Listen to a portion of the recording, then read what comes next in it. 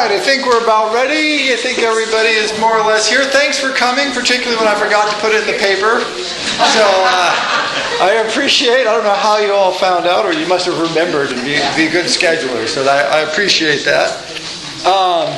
Tonight we're going to be working on Epicurus, who is in some ways the greatest philosopher ever, because this is the entire collected works of Epicurus right here. So that is what we look for.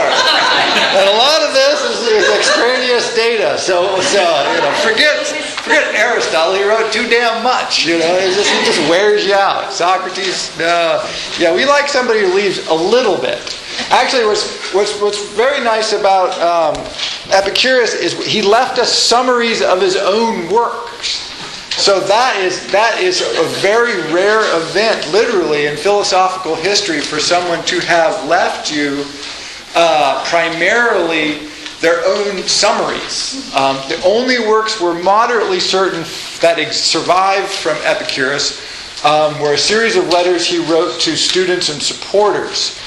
These were collected and summarized and reproduced in Diogenes Laertes' Lives of Eminent Philosophers, Volume 10. That was about 500 years after Epicurus lived. So Diogenes, who we'll talk about a little bit, is 3rd century AD. Epicurus is 2nd and 3rd century BC. So there's about 500-year gap between Epicurus' life and the first surviving writings we have that are attributable to Epicurus. Since Diogenes' time, we've also been in the 1780s and again in 1850s in the Vatican Library, discoveries were made of some texts that are attributable to either Epicurus or some students probably a generation after Epicurus. And so there's also a new collection of fragments that have come out in the last 50 years that are translations and sort of pinning these together. Recently being in the 1970s, some badly damaged texts were found in excavation around, now I can't remember where the excavations were around. What was the city that was destroyed by the volcano in Italy? Was Pompeii. Yes, thank you. Outside of Pompeii, there is a city that was not nearly so badly damaged, whose name I cannot remember, and they were found there at a library of what looks to have been an Epicurean philosopher. So there may be, if some of those remnants can be translated and saved, and they're getting better at that all the time, we may actually have some, in the next 20 years, we may have more texts by Epicurus than we've ever had. But that's still, we'll have to see. Expensive, time-consuming, and a technical challenge. But perhaps we can pull it off. Again, Epicurus lived 341 to 270. This is in post-Old Golden Age Athens. The Greek world had been conquered by the Macedonians, Alexander in particular. Alexander dies, and then you get the political turmoil that follows the death of Alexander. This is Epicurus' life. He overlaps with that. He was born in a colony of Athens to parents who must have been relatively poor. And then he moved around a little bit, began studying philosophy under several teachers, seemed heavily influenced by Democritus and the atomists, the guys that we started with, the natural philosophy school. We'll talk about how he broke with them and ended up founding his own school, we think potentially first in Lesbos, and he may or may not have been kicked off the island by the students of Aristotle, because remember, Aristotle had a school there. So it looks like he was chased out of town, although how true that is, we don't know. Settled in Athens and started his own school there called the Garden, and taught there for the rest of his life. He was exceptionally well known and well regarded in his own lifetime, so much so that even philosophers who disliked him said nice things about him. They said, well, his philosophy is no good, we think he's wrong-headed, but what a hell of a guy he is, we really like him.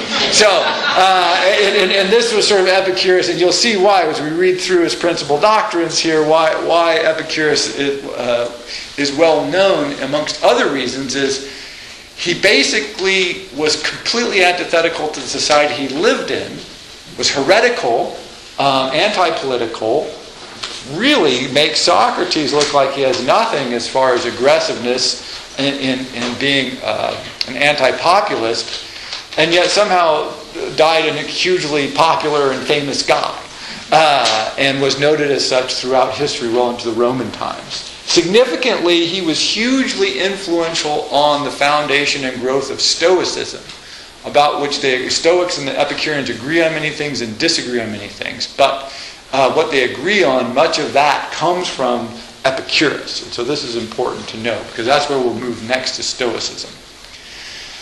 So Epicurus worked in two major fields.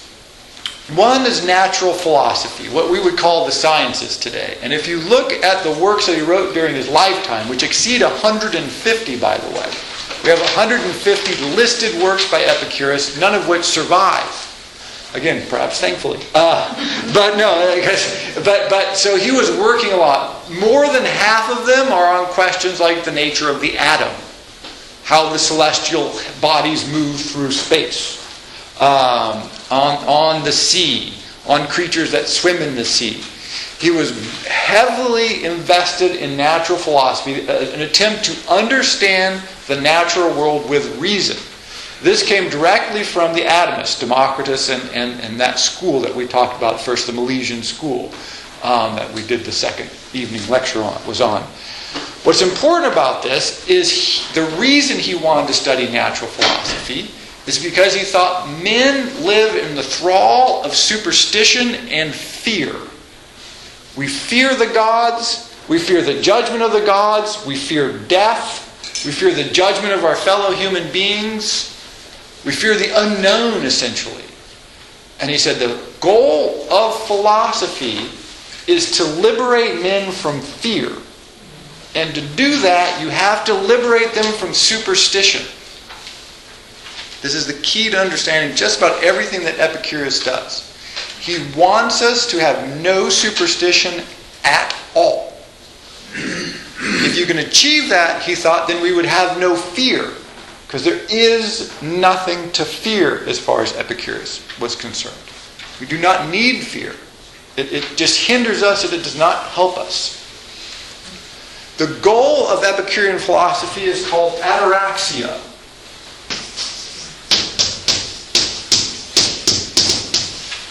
Which probably the best translation, all of this is, what's your best translation?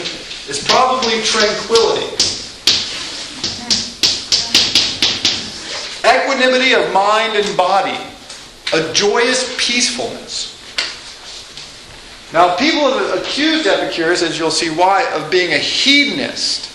Hedoniza is the Greek foundation from which that's derived, and it's the word for pleasure as such. Now, hedonism is not the goal. Pleasure as such is not the goal of Epicureanism. And it's important to note this. Several places in the principal doctrines that we'll work through, the word in the translation is pleasure. But it's the pleasure of ataraxia, the pleasure of tranquility, peacefulness, quiet joy, meditative bliss, if you will, is what he's after.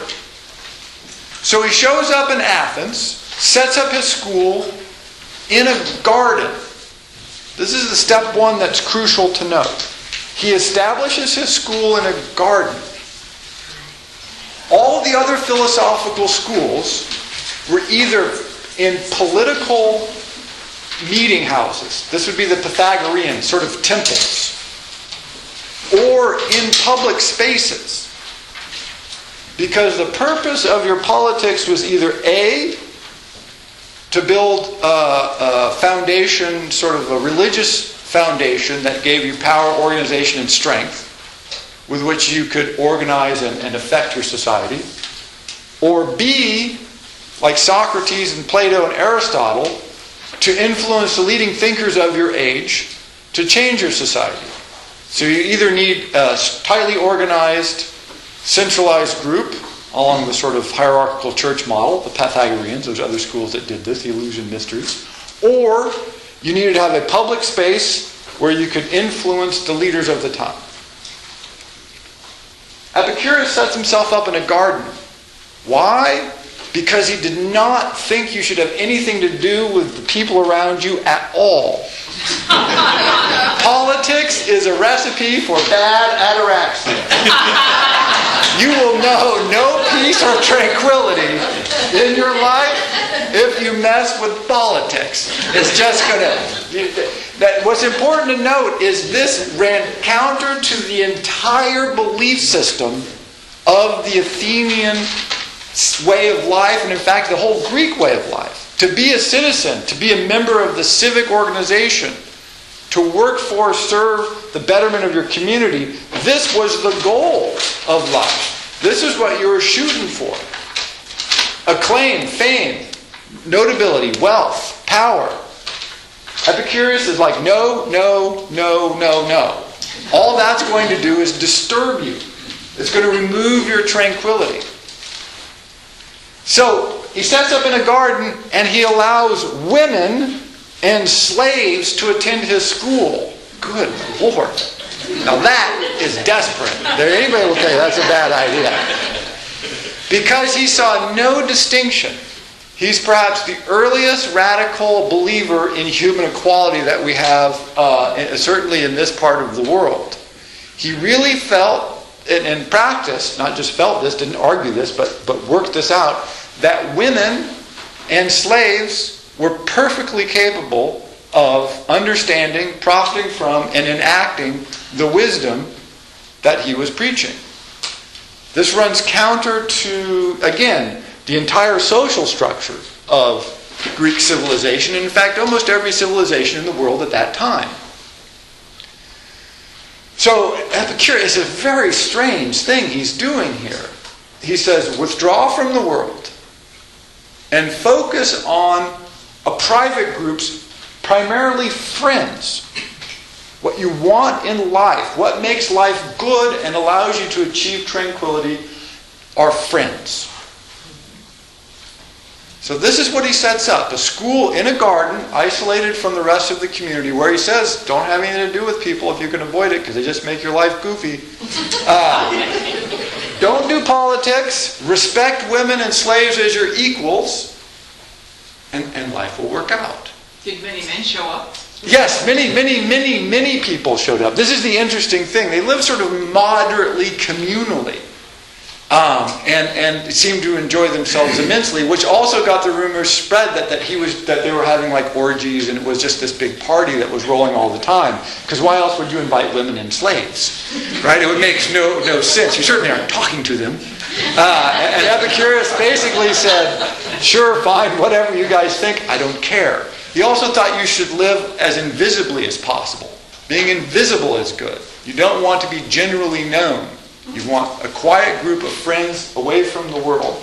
Because again, invisibility probably helps with tranquility.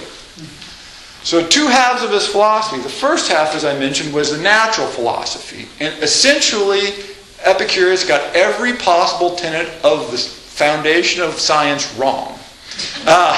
So if you want to read this part of his writings, knock yourself out. You can. There's not a lot of that anyway. Like I said, this is all we have. But you can read De Rerum Natura, a big long poem, very fascinating, from a follower of Epicurus that lays out his entire theory of how the world works. Again, he didn't do badly, considering what he has to work with, but basically it's all wrong. So it's an early attempt at science, an attempt to apply reason to what you could experience and explain everything from that. That's the goal. No gods making the sun rise and fall, no invisible spirits at work, no absolute transcendent souls. All that crap is gone. He doesn't believe in any of it. If you can't touch it, see it, feel it, or think about it, it doesn't exist. Now, in his writings, you'll see he says that the gods do exist. And it's not clear exactly what he meant by this, because every single proposition, except for when he talks directly about the gods, clearly states he does not believe in the gods at all. What he does say is the gods exist, but they want nothing to do with the human beings. So people have said that our founding fathers of the United States, this argument comes up, that they were religious. Well, some of them were, some of them weren't, but some of them were religious in the sense that they believed that the universe was created by a God who then left. Literally. And this philosophy is very much taken directly from the Epicurean school. That yes, there might be gods. Yes, they might be out there, they're perfect, that's wonderful. They have nothing to do with human beings at all. And so whether he had to posit this not to be killed, or whether he really believed this and said, yes, fine, there's gods, whatever, they're out there, they just don't have anything to do with us, so stop talking about them. It's hard to know which is true at a several thousand year remove. But what is clear, he has allowed no explanations for anything that had any element of the supernatural in them at all. He was 100% opposed to that. Because he thought, then fear enters. There's some force, some supernatural power that might influence us, affect our lives, overwhelm us. And we have to appease that power, or pray to that power, or in some way try to ameliorate our relationships with it. And he says that is soul killing. This is what makes a man afraid and makes a man less than he should be. So his whole thrust of his natural philosophy was try to solve all these problems so that we didn't have to have natural or supernatural explanations. The other side of his work, which I want to focus on, because like I said, he was just wrong about everything. His drive was good, but his answers were, wrong. But we know that now. We've worked out a lot of this stuff since then. A couple of thousand years advantage. His ethical philosophy, however, is the other side of this. If there are no supernatural forces, there are no gods essentially that have anything to do with us, what is the purpose of life? Ataraxia, tranquility. What you want to pursue is a life of pleasure, understood as peaceful enjoyment. This is the highest goal of life. This is the highest good. As such, the most important value that you have is prudence.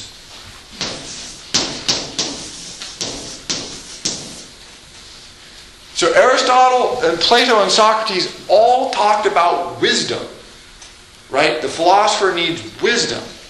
That's the highest good.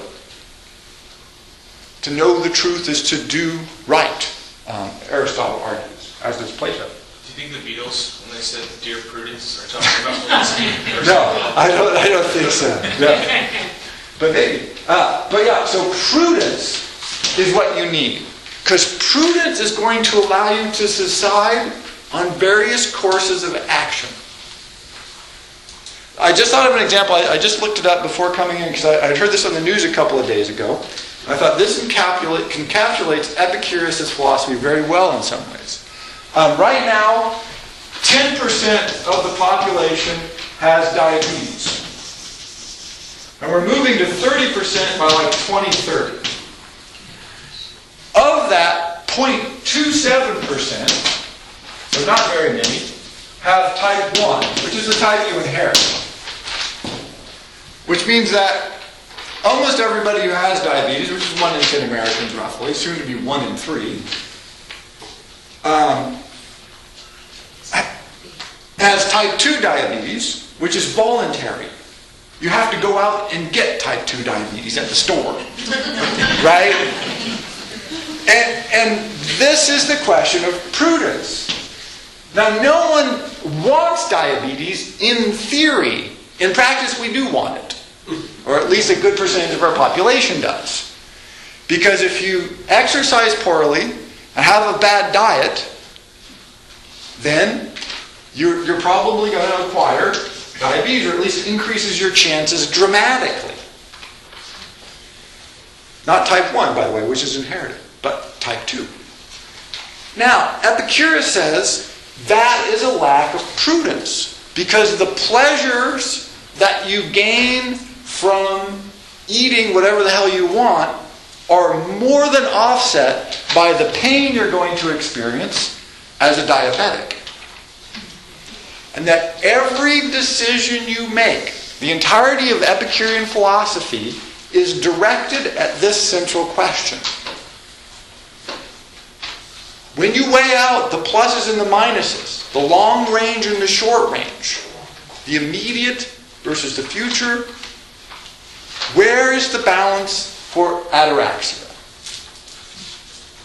If the balance is for it, then whatever it is good. By the way, Aristotle, Epicurus says quite clearly in many places, there are no bad pleasures as such. All pleasure is good. So let's just say that you happen to enjoy immensely torturing your neighbor's children to death slowly. Right? Is that bad? According to Epicurus, no. That's great. That's wonderful. That's a great and noble pleasure. With the hitch. It's probably going to piss your neighbors off. And then they're going to do something that's going to make your life unpleasant. So what you will end up with is a lack of ataraxia. Your tranquility will be disturbed when your neighbors come and kill you. Right? This is where Dracula went wrong. When the villagers all gather around and burn your castle down, your ataraxia is thrown way out of whack. Right? So every pleasure, from what you eat to who you spend time with, for what you do, should be weighed in those balances. But he says, in essence, he's completely amoral. This is important to note. Epicurus is perhaps the first radically amoral philosopher in history. He says there are no good and bad things as such in themselves. He says there are only things which add to or detract from your sense of pleasure, again understood as this sense of joyous tranquility. And so he's tricky to get a handle on. Another, in a letter which I didn't recount, I think it's from the Vatican. Did I mention that they found some of his works in the Vatican? Yeah. So from the Vatican fragments, one of his followers wrote him, and from the context that we have what Epicurus wrote, it sounds like his follower wrote him and said, wow, I really like to have sex. I know I'm young and I have all these carnal desires, so I go out and have all this sex. And, is that okay? And Epicurus wrote him back and said, yes and no, as philosophers love to do. He said yes and no. The drive is natural. That's good. That's fine. Natural desires are excellent. Don't worry about that. The problem is, if in pursuing the fulfillment of those desires, you create trouble for yourselves.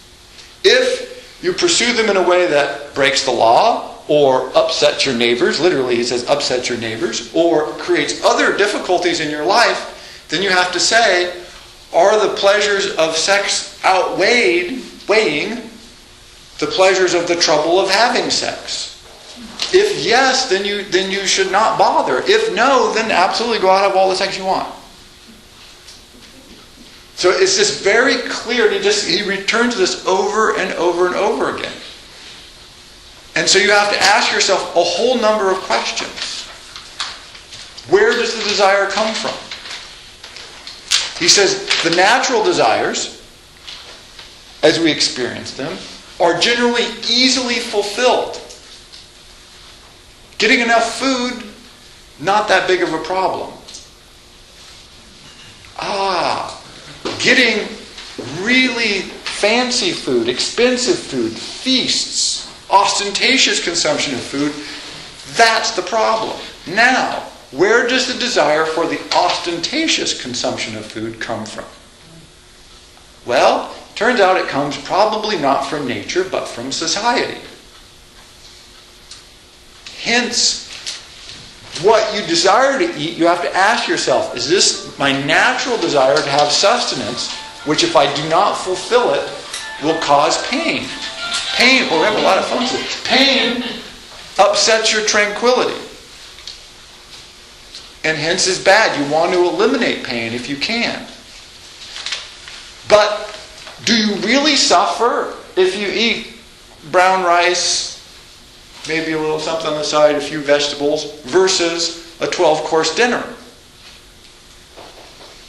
Won't your natural desire for food be eliminated with either of them, but one of them being more expensive, more time-consuming, will be immensely more troublesome?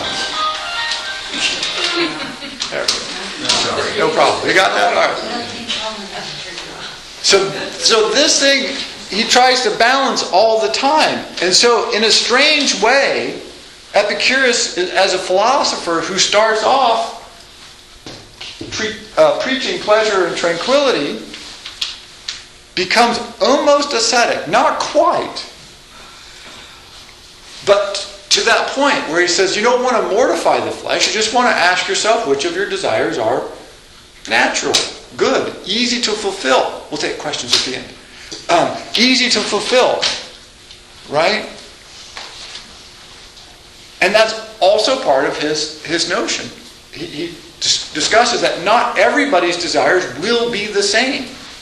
He says we have certain animal desires that will all be shared.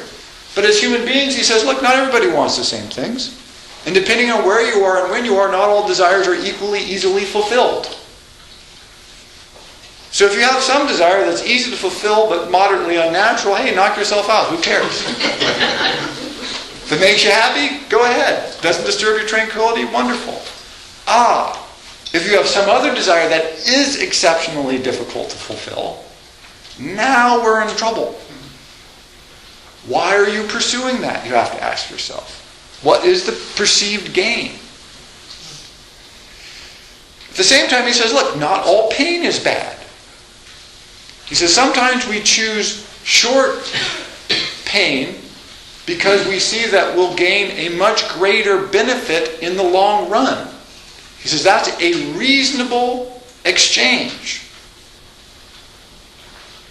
So that if you want to have some pain for a greater gain of pleasure at the end, wonderful. He says, but again, you have to ask yourself very carefully, where does this desire come from? Why am I enduring this pain? Why am I doing something I don't want to do, something that might disrupt my tranquility? Is it something I really want? Is it something I really need? Or is it some unnatural social desire? And so he emphasized, along with the notion of prudence, clearly the closely associated notion of reason. Only by reasoning clearly and without fear can you ever achieve any sense of personal free thinking, any sense of careful, clear reflection. Because if you don't have reason, then how do you know what's going on? Then you're basically a slave to your emotions. He said this is a very, very bad way to be. So with prudence and reason, you get this notion of weighing everything. And by everything, he meant everything. Because he believed, I'm running on a board here, in sensation. You know the world through your senses, through your experience. The only thing you should trust is your experience or the experiences of people you know. This is why he's suspicious of the gods. If the gods came and knocked on his door and punched him in the face, he would say, okay, the gods exist. Since they hadn't, he felt they did not. Because he had no direct experience of them. He had no sense experience that allowed him to hang on to that. And so he said, you apply your reason and prudence to your sense experience. And then you had to ponder what this meant. So if everybody else said, hey, it's really great to swim in the ocean, and he went and swam in the ocean, he got cold and didn't like it and tired himself out, then your reason and prudence needed to tell you, it doesn't matter what everybody else says. My experience of this is different, and therefore I will go with my experience. So this is a gay sort of antinomian in its implications, which is why it was controversial in his own time, but also very attractive. How do you feel about it? What did you experience? What do you think about it? Okay, that's what's true. There is no inherent good and evil. There is no right and wrong. You can't appeal to that. Notice when we talked about Aristotle and Plato and Socrates, they're all trying to appeal to the divine in one way or another. Because once you have the divine, you could found your ideas absolutely. Absolute truth, absolute wisdom. The absolute good for the most. Epicurus just throws that all away. He says, no. That's not how we experience the world. We experience the world one person at a time. We experience as an individual. There is no abstract concept that we can appeal to. There's only our feeling of the world and how it works. And so he just builds this system that also relies, not surprisingly, on the last element I want to introduce, friends. He says the single greatest source of good living in your life are your friends. He was not huge on marriage. At some time he seemed to be moderately against it. Sometime he thought it was okay, but mostly he was neutral-ish. I mean, it depends. We have fragments from 2,000 years ago again, so it's difficult. He was clearly neutral on slavery. He had slaves, but everybody in Athens had slaves. It was essentially impossible not to have slaves if you weren't a slave. All of whom he freed when he died. We have part of his will. And he had slaves who came to his school. So clearly he was pretty neutral on slavery, or thought it was a bad idea, but he's not going to do anything about it because he's not the kind that does things about things. That would upset your tranquility to try and do anything about anything. What you need are friends. Because friends do several crucial things. One, they help you reason. Because we do deceive ourselves. He's perfectly clear on this. And so a friend is someone you can say, excuse me, am I deceiving myself? And then they say, yes. And you go, crap, again? Right? That's what friends are for, right? My favorite example is when someone is going out with or marrying someone that everybody else who knows them knows this is just stupid and bad and wrong, right? And you all sit there and go, that's stupid and bad and wrong. And the person goes, no, what are you talking about? It's like, yeah. My favorite example is when my brother got married, we took a pool on the date of the divorce at the rehearsal dinner.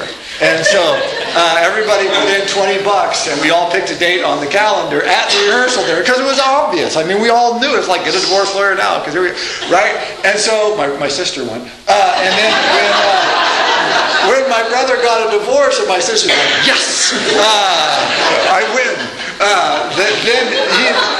My brother's like, well, why didn't you guys tell me? And we're like, well, would you have listened? And he goes, no.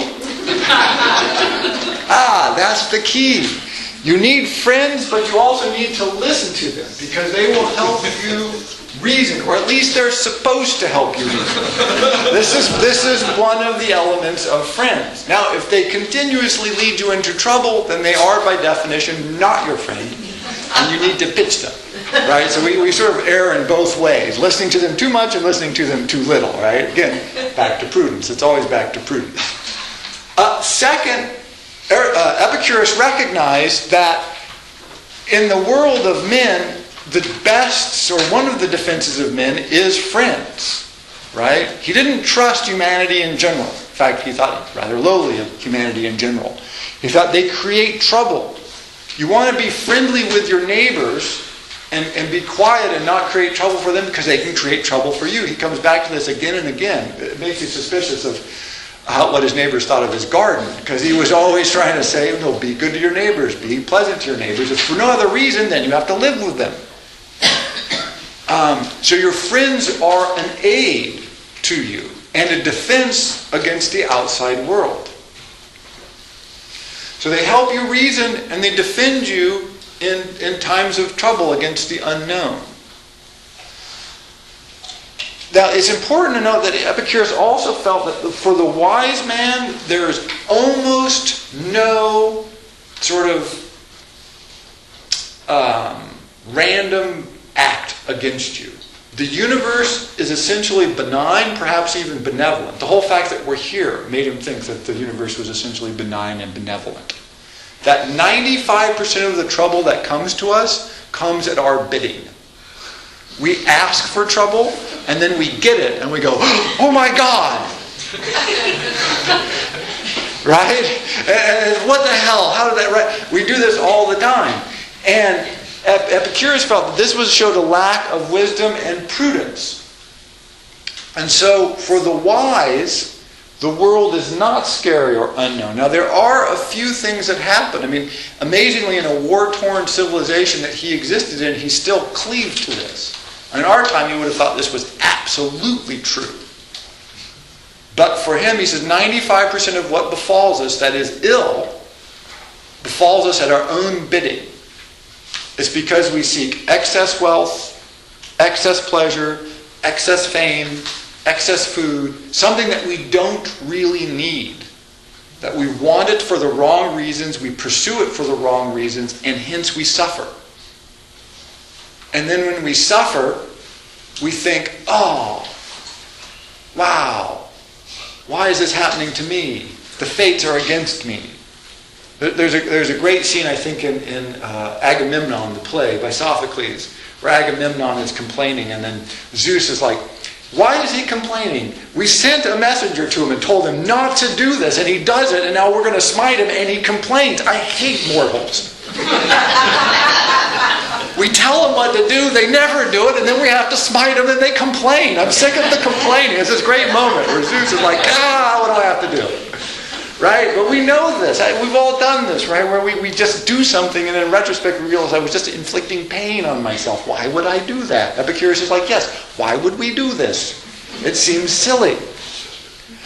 So he built a system on trying not to do that, which you would think would be easy, but turns out to be remarkably tricky. How do you keep people from inflicting pain on themselves? It turns out that human beings almost impossible. Right? And so that's where the friends come in. They're part of his withdrawal from the world. Another part of his withdrawal from the world that creates problems is suspicion of wealth. Now, he's not against money, because he recognized money can be a cushion against the world. Right? Money sort of smooths the gears if you live in a society in which money is a significant portion, which he did, and which obviously we do. So not having money is going to create a lot of problems for you. But trying to get more money than you need is going to create a lot of problems for you.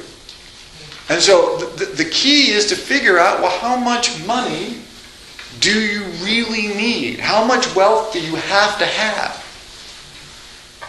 Because if you get too little, the notion of, we'll just give away all money, well, good luck with that. It might work for you, but in our society, it might also just make your life a real pain. Is going to create trouble. Too much money, but he didn't care about too much money, the pursuit of too much money is going to certainly upset your tranquility. Because if 50,000 is not enough, how about 100? If 100,000 is not enough, how about 200? 500? How about 1 billion? When is it enough? Right? When do you decide that enough is enough? Well, he says that's what you need to be thinking about. This is what prudence is about again. The ability to judge this and say, really anything above this level is unnecessary. It's more pain to get more money than it is to live without that extra resource.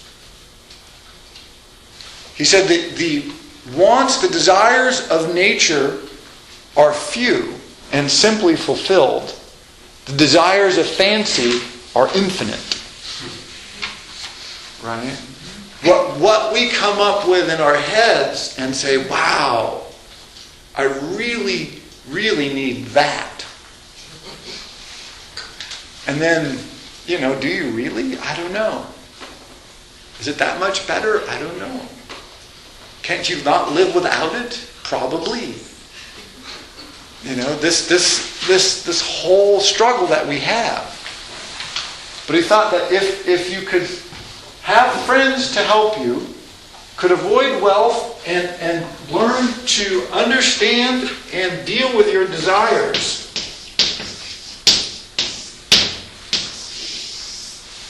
right? Channel them, understand them, reflect on them. Where do they come from? It's not from Epicurus, but it's a letter from a follower of Epicurus I can't remember who wrote it now. It doesn't stick in my head. But he's writing to a young fellow the same thing, sexual desire. And he says, more or less, summarizing, look, masturbate. It'll make you feel better. If you do this a lot and you're still interested in the girl, then yeah, maybe you should pursue her. If not, then all you have is animal desires that are attaching themselves to an object at random. Don't upset yourself about this. Right? Exercise prudence. Now that's wisdom from like 2,100 years ago. But they just said, look, you have to understand your desires. If you have a desire for food, you have to ask yourself, have you not eaten enough? If the answer is, yeah, I haven't eaten in 2 days, then by God, go get yourself some food. If the answer is, well, I just ate some donuts and I want some more donuts, the answer is, well, you got a desires problem. It's so clear now. Yeah, this is the thing, right? And so, but you have to do this continually. And he also said, by the way, that unnatural desires are not bad either, if they're easily fulfilled. Again, it's back to the ease of fulfillment issue. If it's not going to cause you any trouble, then go right ahead. Why not? But that's the only question. And this goes for everything. Another example I had is exercise. He does talk about the physical body and maintaining that a lot because, of course, if your physical body degrades, which it inevitably does, this can upset your tranquility. And so I thought about like people who run for exercise. Oh, well, that's probably good for you. But generally what they start to do is they want to run faster and farther in less time. And eventually this actually becomes bad for you.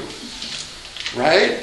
And that was another fear. It's like, well, running is easy and cheap in theory. Why not? But when does the desire turn wrong for you? Friends are a theoretical good, but if you want too many friends too often, then that becomes a bad. Right? So everything has to be weighed in this. So let's look at a few of these specific examples here, some of these fragments. Look at 5. This sort of summarizes some of this here. It's on there. That's what I'm going to hand it. Is it impossible to live a pleasant life without living wisely and honorably and justly? And it is impossible to live wisely and honorably and justly without living pleasantly. Notice this. This is, that sounds easy and straightforward. An absolute contradiction of everything the ancient Greeks believed, and pretty much an absolute contradiction of everything we believe. Notice self-sacrifice. Epicurus thinks that's stupid. Why would you sacrifice yourself? People go, I'm going to sacrifice myself to help somebody. Epicurus would say, why? That's probably dumb. You probably ought not do it. What are you going to get out of it? It'd be his question. Because if you're not going to get an increase in tranquility, then don't help them. He was very suspicious of these notions. Right? Because if you're not living pleasantly, then you're not living wisely. And you're living unjustly. Notice he balls those all up. And we always want to separate them out. Oh, I have to do the right thing. We're always told this, right? We have all these examples. I did the right thing and I suffered for it, and that makes me noble. Epicurus says, no, that means you did the wrong thing. And you're suffering because you're dumb. Right? That's the Epicurean line. And so he would say, don't do dumb things. People say, I'm suffering. He's like, well, you're dumb. That's sort of, I can't help it. It means you're not wise. Or you're unjust, or both. The fact that you aren't living pleasantly is proof. Right? And so when people would complain to him in theory, and some of the letters suggest this quite directly,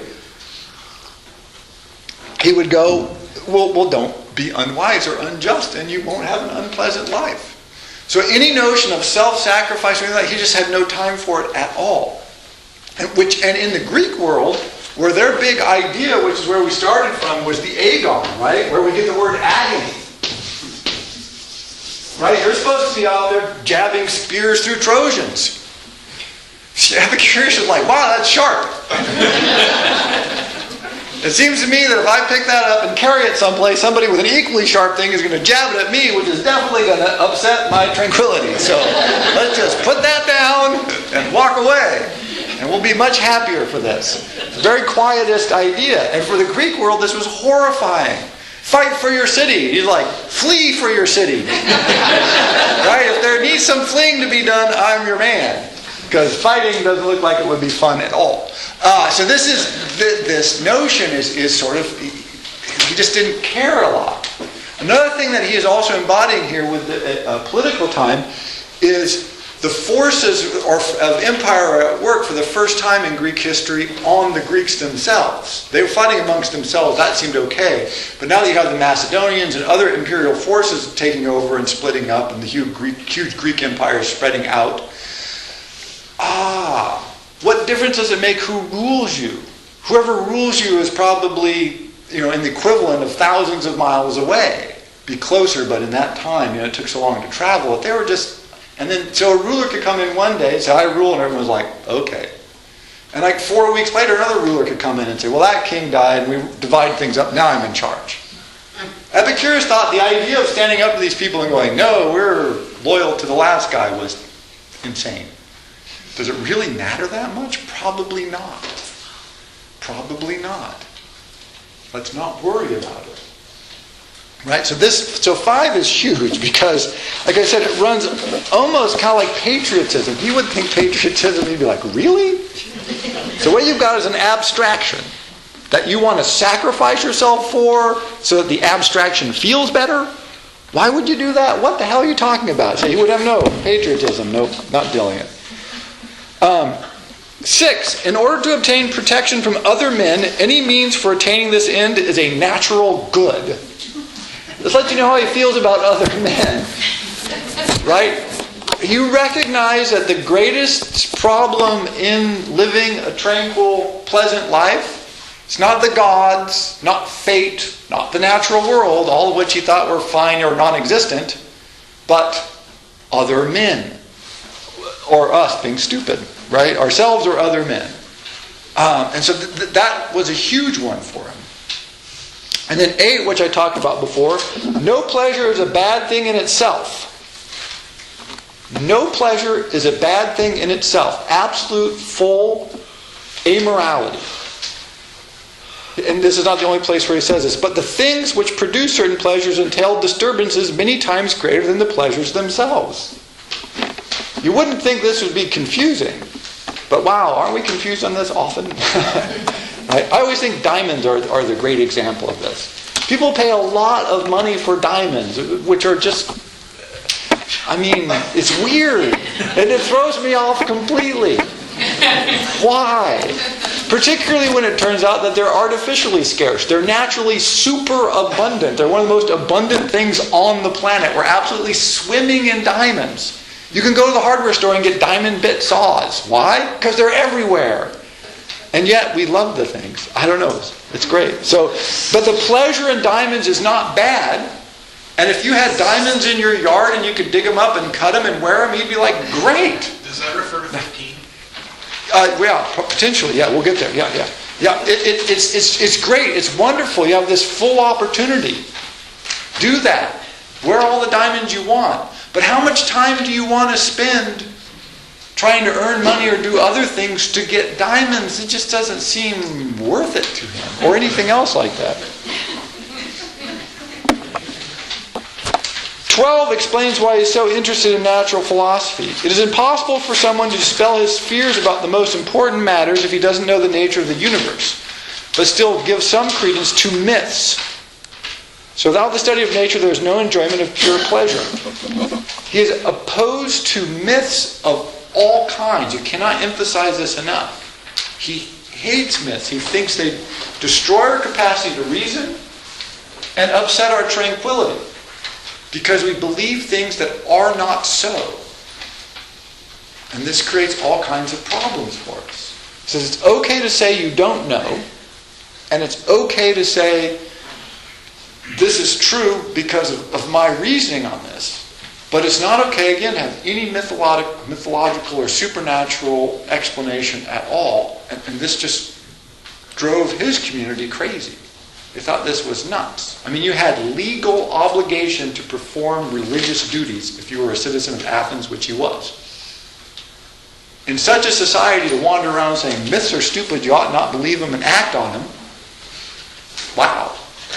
Right? And he again returns to this over and over again. Yeah, 15. The wealth required by nature is limited and easy to procure. But the wealth required by vain ideals extends to infinity. Right? It's always that question. In fact, I love this notion. People have seen like the tiny house movement. Yeah. People that build the really small. They build really small houses, like 200, 300, 400 square feet, but they have to build them on trailer axles because it's illegal to build small houses in most regions of this country. There is no maximum size. You can build a house as big as you want. Build it, 10,000, 20,000, 30,000, 50,000 square feet. That's fine. That's good even. In fact, we think that's great. But you can't build a small one.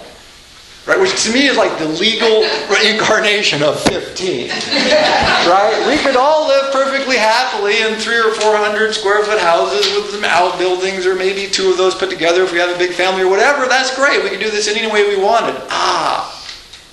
But you're not allowed to do that. It's too easy, too cheap, too simple, too natural. Right? No. But a 5,000 square foot house, absolutely, knock yourself out. That's great. And so this notion of making simple things difficult, either through our own vanity, or, in this case, actually codified into law, which is weird when you think about it. I know, let's make it difficult for people to afford places to live. That seems like a good plan, right?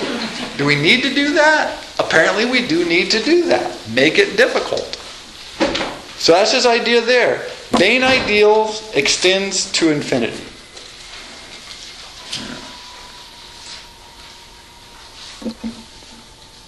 That's my phone. Sorry, yeah, there we go. Sorry. 23. If you fight against all your sensations, you will have no standards to which to refer, and thus no means of judging even those sensations which you can claim are false. So this again, you have to believe what you experience. You would think this would be obvious and simple, and yet it's not at all. Again, this is one of his problems with the gods. If they would walk up to him and talk to him, he would be much more likely to believe in them. Since they don't, he doesn't. If you can't demonstrate it through factual, sensual experience, it's not true, or at least you have to hold it in abeyance. Right? This is what I like about cars. They put emblems on cars, like BMW, Mercedes, Ford. Otherwise, right, you wouldn't know. Because your experience of them would not allow you to judge that these are different and better or less good. See, they know this. And so they have to put a label on there that says, this is really good and you ought to pay a lot for it. This is a piece of crap, but we'll sell it to you cheap. So, our experience, if we could trust it, you could make these judgments, but they're not going to let us trust our judgments, because if we did, they know exactly what would happen. We wouldn't be able to tell the difference, because we can't. Otherwise, you don't have to put the labels on them. The example of that is, a couple years ago, probably still true, it's like 2 years ago, BMW had a 2-year, 26,000-mile warranty, and a Kia had a 10-year, 100,000-mile warranty. Who's making the better car? I mean, a 10-year, 100,000-mile warranty makes me think, I want that car.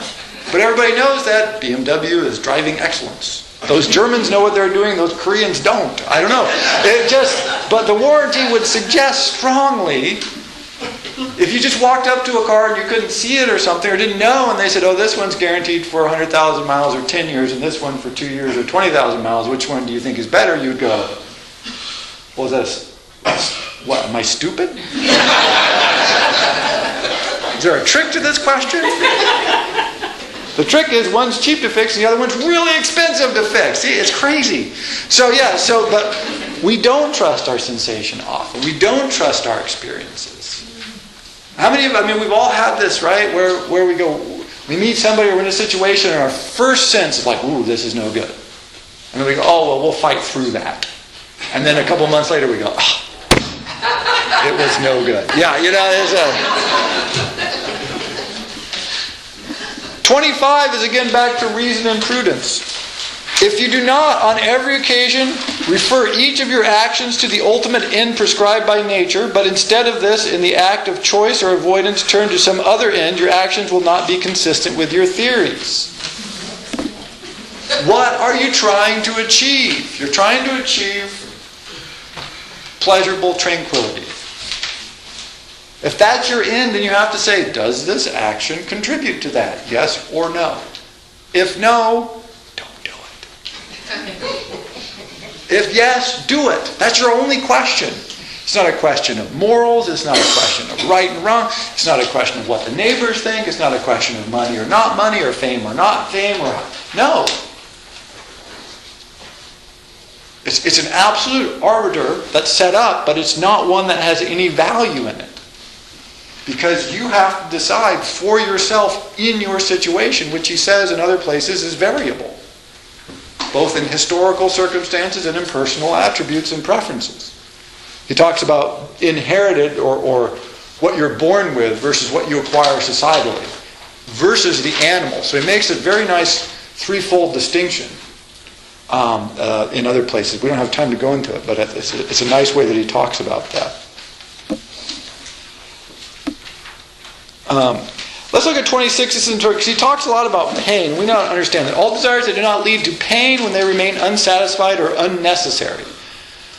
But the desire is easily got rid of when the thing desired is difficult to obtain or the desires seem likely to produce harm.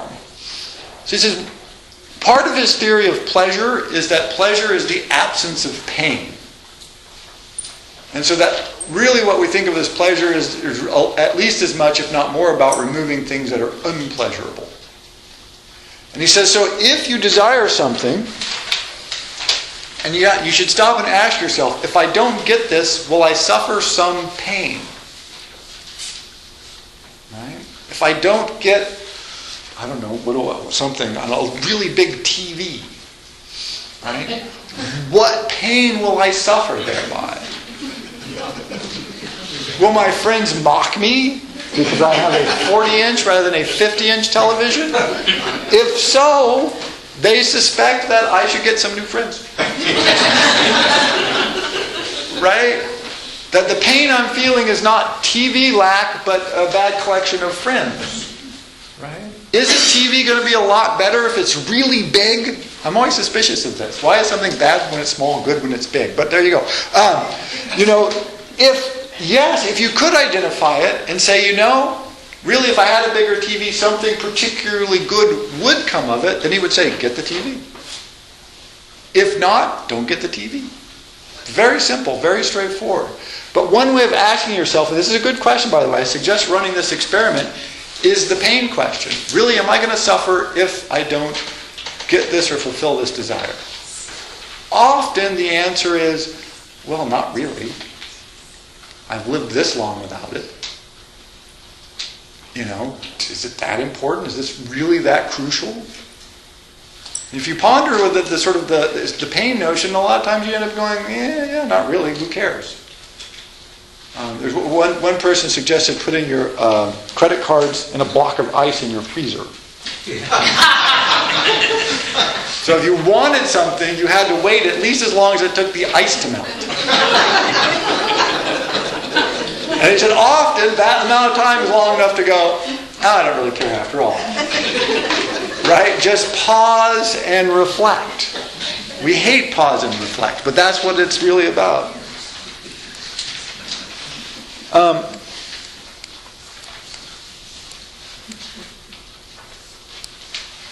Look at 29. This is where we're back to the... Of the desires, some are natural and necessary. Others are natural but not necessary. And others are neither natural nor necessary, but are due to groundless opinion.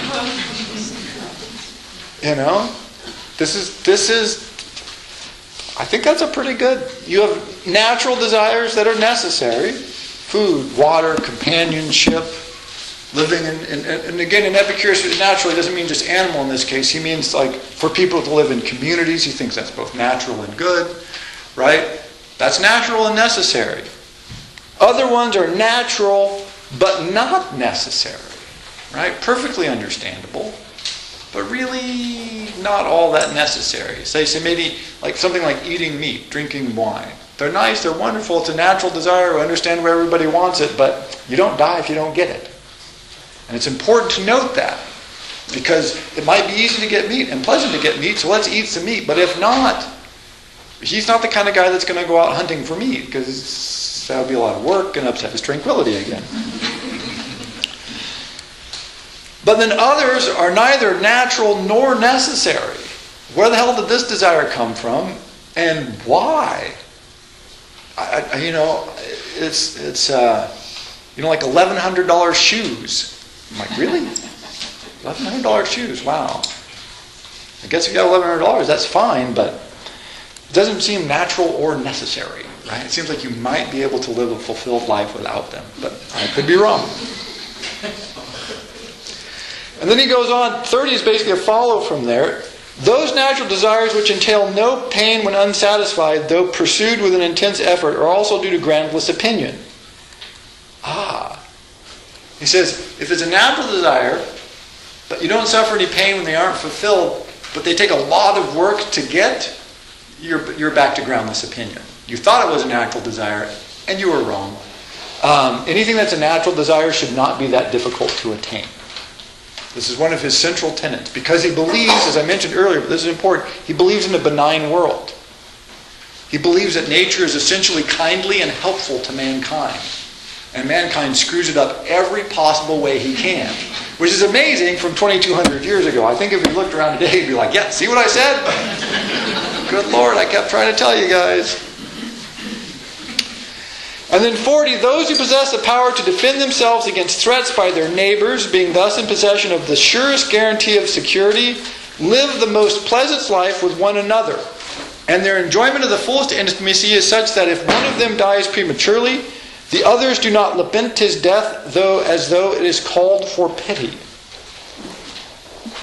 So you live pleasantly in your community, secure not with your neighbors, but against them. He's always suspicious of those around him. He's like, you don't want security with them, you want from them.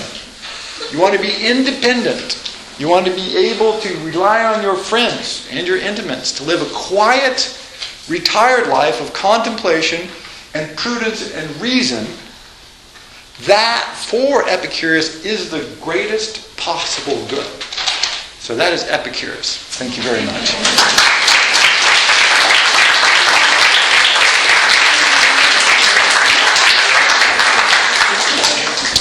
Questions?